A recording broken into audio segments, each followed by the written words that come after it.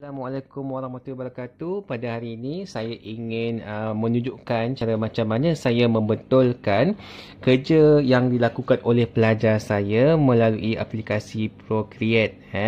So kepada siapa-siapa yang ada aplikasi Procreate, saya memang sangat-sangat menggalakkan anda untuk menggunakan Procreate itu 100% dalam membetulkan hasil kerja pelajar kita lah. Okay, sebagai contohnya kan macam sekarang ni kan saya dah masukkan gambar pada Procreate ni dan saya nak ajar sedikitlah macam mana kita nak masukkan gambar pada Procreate ini. Kita akan tekan spana dekat situ dan kita akan insertkan foto. So dia akan terus pergi kepada kita punya gallery dekat sini dan kita akan tekan gambar yang mana kita nak kritikkan itu. Okey, dia macam semudah ABC.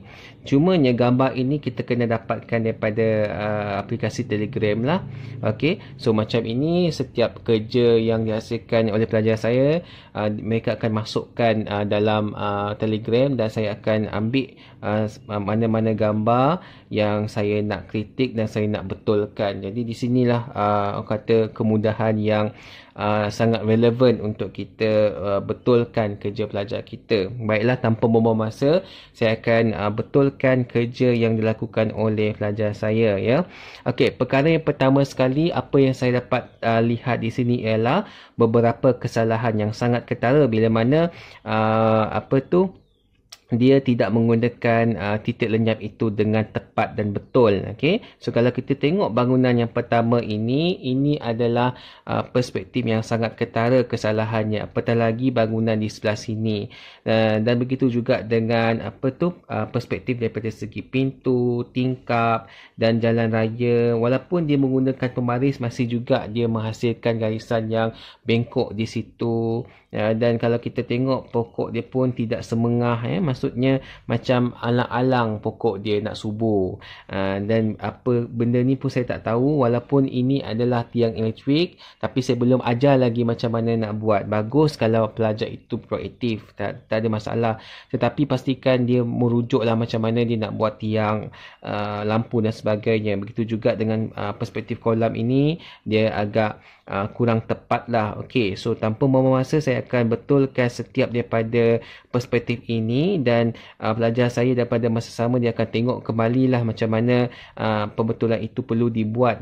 So seperti biasa, kalau kita dah tahu proses dalam penghasilan lukisan perspektif ini, kita akan mulakan dengan garisan yang menegak dan daripada sini, daripada titik dekat atas ni, kita akan sambungkan dengan titik lenyap di bahagian A ini. Yang ini wajib, setiap garisan melintang dia akan berfokuskan kepada dua titik lenyap di sini, A dengan titik lenyap B.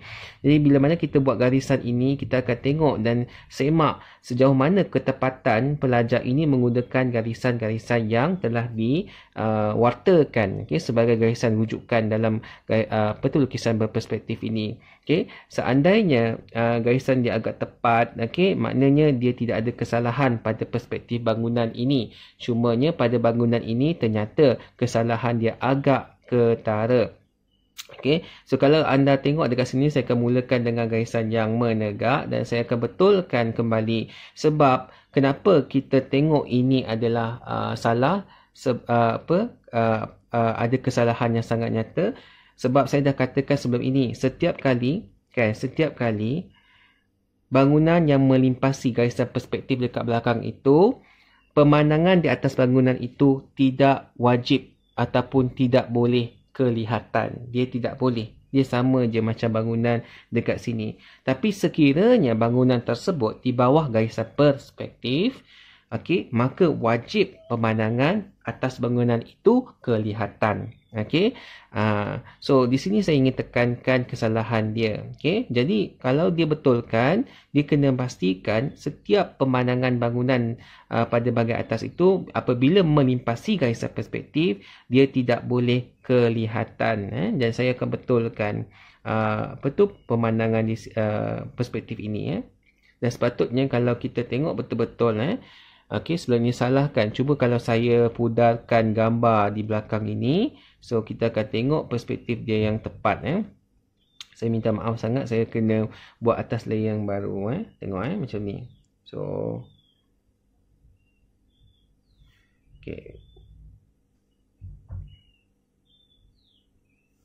Okey, so kita dah dapat garisan tu. Bila mana saya kaburkan gambar di bawah, apa yang kita akan lihat adalah bangunannya sepatutnya begini. Okey, bangunannya sepatutnya berperspektif begini.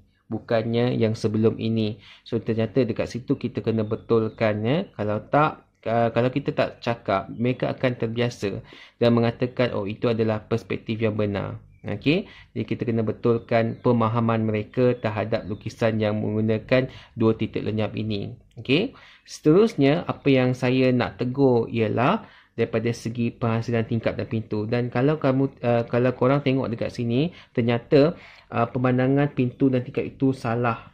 So kalau saya buat lagi satu garisan dekat sini, kita akan tengok penghasilan pintu dekat sini, dan setiap kali garisan menegak kenalah betul-betul lurus. Ini adalah perspektif sebenar bagi pintu pada bahagian bangunan ini. Nampak tak dekat situ?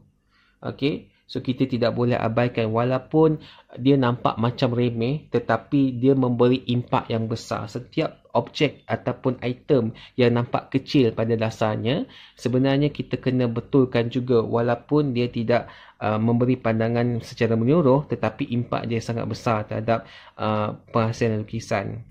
Sebab kerja cikgu ni, dia kena cari kesalahan dalam kerja pelajar dia. Kalau tak cari kesalahan, maka kerja itu akan menjadi kebiasaan untuk dia buat kesilapan yang sama. Jadi seterusnya apa yang saya nak tegur ialah jalan raya. Kena diingatkan setiap kali kita menggunakan pembaris, jalan raya itu kenalah lurus. Lurus seluruh-lurusnya. Dan yang ini agak betul, agak accurate lah daripada segi macam mana dia membuat jalan. Sebab ada di kalangan pelajar saya, dia hasilkan jalan yang begini. Dia hasilkan jalan begini. So, bila mana berlakunya begini, perspektif ini ternyata sudah salah di situ. Sebab kita kena tekankan, semakin jauh sesuatu keadaan, semakin kecillah saiz dia. Dia tidak boleh ada saiz yang sama sebagaimana pada bahagian depan ini. Itu dah salah dekat situ. Sebab tu saya cakap terus terang, kalau sekali saya tengok pelajar membuat begitu, saya cakap buat lagi sekali. Pastikan dia capai satu standard di mana mereka kena ikut arahan kita betul-betul. Tak boleh alang-alang. Begitu juga perspektif pada tingkap ini ternyata salah. Setiap kali kalau kita nak hasilkan tingkap, dia kena berpandukan titik lenyap di belakang itu. So sepatutnya perspektif dia kenalah mengikut begini sebenarnya. So, ingat lagi sekali, garisan menegak dia kena betul-betul lurus. Macam ni. Kalau kita nak buat tingkap dan sebagainya, kita kena faham penggunaan garisan-garisan ini. Bukan suka-suka kita buat garisan ni. Sebab garisan ini adalah garisan yang totally kita kena rujuk. Tak boleh abaikan walaupun kecil. Jadi ini pun dah memang silap besar dekat situ. Dan seterusnya kalau kita tengok pokok. Pokok pun dia macam buat nak tak nak. Pokok dia macam tak subur. Cuba buat elok-elok. Pastikan pokok tu kelihatan subur. Tak salah kan kalau kita buat betul-betul. Tapi pokok dia buat macam bersepah-sepah. Kalau kita tengok dekat bahagian ni, nampak tak pokok dia macam kena tsunami. Dilanda badai. Ada tak kita tengok pokok ni ditanam macam ini? Ada tak? Jadi kalau tak ada tu jangan buat. Lagi satu, saiz pokok ini kan, nampak tak? Dia sama je. Dia tidak ada kecil dekat situ. Jadi di situlah terletaknya kesalahan daripada segi perspektif, yang ternyata obviously. Dan lagi satu, kalau kita tengok jalan raya ni kan, kebanyakan pelajar dia memang suka nak buat garisan putus-putus ni. Kadang-kadang kita tak perlu buat pun tak apa, dia tak jadi masalah, dia tak akan jadi isu. Cukup sekadar kita buat satu garisan yang lurus macam itu saja, pun dia tak jadi masalah. Cuma biasalah pelajar, kalau dia tak buat macam tu, seolah-olah macam dia tak proaktif. Tapi kadang-kadang adalah lebih baik kalau kita ikut arahan daripada cikgu 100% supaya kita selamat daripada terkena maksudnya tadi, macam kalau kita tak ikut arahan tapi kita buat kesalahan, orang kata taklah kena maki sangat kan. So seterusnya jalan raya dekat sini, yang ni pun tepat dan betul. Ini pun tak ada masalah. Tapi ada juga yang buat cara tadi, maksud saya dia terus buat macam ini. So dia ternyata salah. Okey, dia tak boleh ada perspektif yang macam ini. Dia kena 100% bertumpukan kepada satu titik lenyap itu, iaitu titik lenyap A ini. Okey, lagi satu, kolam ini kita kena landaikan kalau boleh. Dia kena buat macam ini. Jangan terlalu nampak macam macam ini, macam bontot kat situ. Tu dah kira kurang tepat lah. Dia kena buat macam ni. Garisan kena tu. Kena praktis lah banyak kali sebelum kita nak lukis sesuatu.